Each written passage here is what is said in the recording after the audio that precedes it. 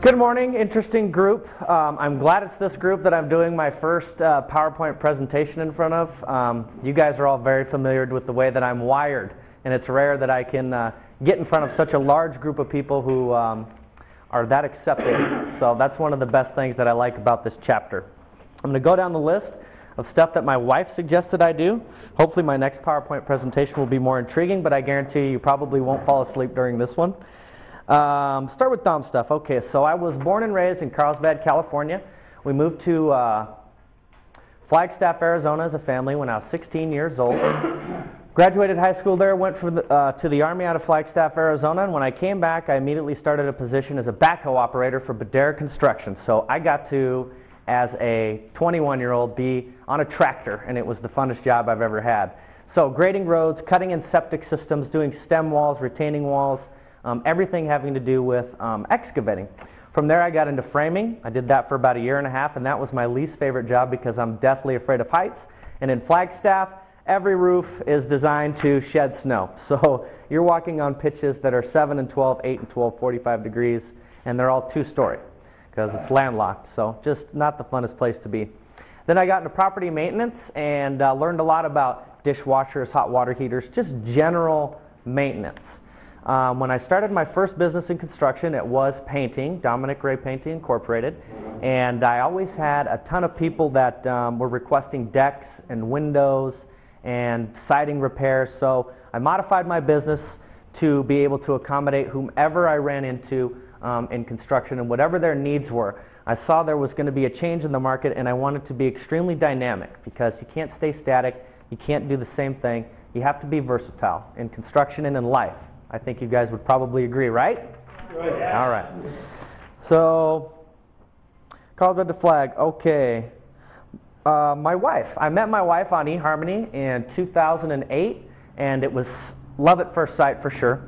I met her at Paradise Bakery on 67th, and I had a second date that day with a gal because I lived in Flag, but I stretched my perimeter down far enough because the slim pickings up in Flagstaff, Arizona.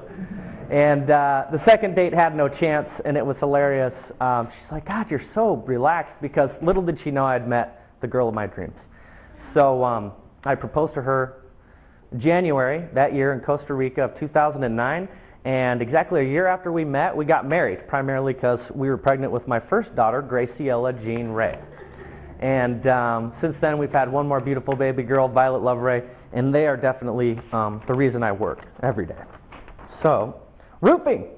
I focused on roofing. I live on 59th Avenue in Bell, and October 5th, 2010, out from the sky came baseball-sized hail. My neighbors approached me. They knew I was a general contractor. They asked if I did roofing, and I said, yes, of course I do roofing. So my first couple roofs, I was procuring people who I thought who would fit into my business really well.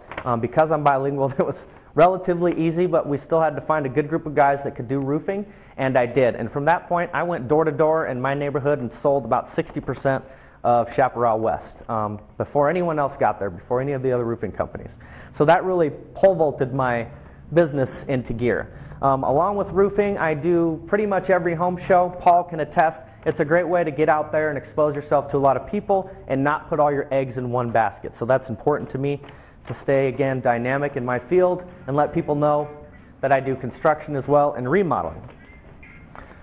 Remodeling, I have some pictures up here. They're extremely hard to see. I met with a gal named Jen Creighton. This was a referral from a client of mine up in Flagstaff, Arizona. She's a mortgage auditor, and she had a condo. She wanted me to fix a dishwasher, reset a toilet, and give her a quote on flooring.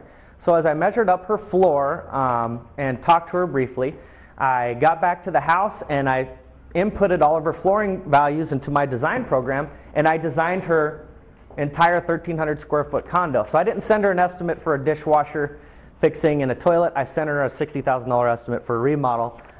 She loved it. We did a 3D walkthrough. I do free design, so people are able to slave drive my computer and walk through the optimized space that I've created for them from wherever they are in the world.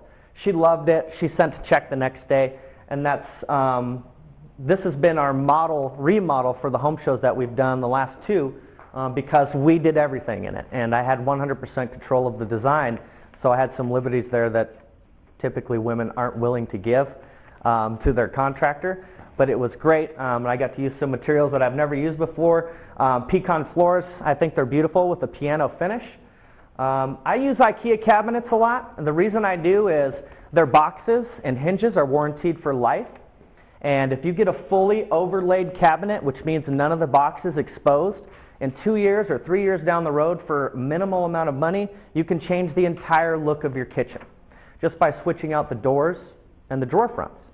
So for about $1,100 on an average size kitchen, you can completely remodel it. And that's important because people go into their kitchen and bathroom remodels thinking, I need to make this so timeless that it's never going to get old. I need to spend so much money on this remodel that I'll never worry about it being antiquated or thought of as an old remodel. The truth is that everything in your home, 10 years after you do it, something better is going to come out, something fresher, something newer. So in remodeling, you need to be thinking that. You need to be thinking, you know, how can I design this so that down the road, if I want to change it easily with just some door handles or maybe some paint, or maybe some different flooring, some inexpensive fixes that will really make this look the best. And that leads me to an analogy that I want to use. Ron Cabbage, he takes websites and he optimizes them. He takes crappy, dirty websites like mine and he makes them extremely user-friendly so that they're easy to look at. And there's only one way to optimize a website in Ron's eyes, and that's his way. Because he knows, he does the research, he sees how people browse the web, and he makes it extremely easy for someone to use a website. That's what I do in remodeling. I walk into a space, I use what I've been given or what I've learned in construction, and you know, within about an hour, I know exactly how that space should be optimized. People want big, open feeling rooms. You know, a lot of these homes in the late 70s, early 80s, they're just cramped and crowded, and there's a lot of small rooms. So we like to talk to our customers, figure out what their tastes are, and then go from there. Do a free design and give them some good pricing, leave the cost control in their hands, and hopefully do a great remodel for them. So home flips, the secret number to home flips, if you guys are looking out there and you hear people talking about flipping homes, $150,000. That's how much money they need to show in an LSR or be able to prove that they have. That's where they're going to make the most money in this market where the inventory is super low right now. Buying a house for $100,000, that means it's in the right neighborhood. Putting $40,000 into the remodel and then selling it for around $200,000. So thank you guys very much. I don't think there's any time for questions. DXR Construction and Roofing. Again, thank you guys very much.